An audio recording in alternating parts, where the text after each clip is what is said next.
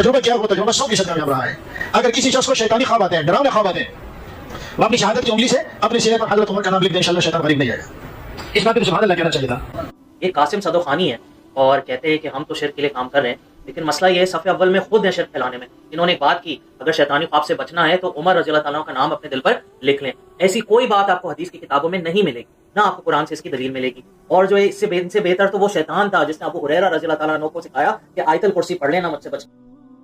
تو جتنے یہ گمراہ ہوتا ہے نا، یہ خوابوں کی بنیاد پر، مرزا قادیانی کی نبوت کے جتنے دلائل نعوذ باللہ سب کی ابتدا خوابوں سے ہوئی ہے۔ انبیاء کے خواب سچے ہوتے ہیں، انبیاء کے علاوہ کسی کے خواب کے بارے میں آپ یہ نہیں کہہ سکتے۔ اور پھر جب آپ کا وہ خواب شرعی قواعد کے خلاف ہوں تو پھر تو 100% جھوٹا ہے۔ اس لیے رات کو سوتے وقت آیت الکرسی پڑھ کے سویا کریں، کم از کم 3 مرتبہ آیت الکرسی، اور جو دعائیں آپ کو یاد ہیں، تاکہ ان شیطانی معاملات سے اللہ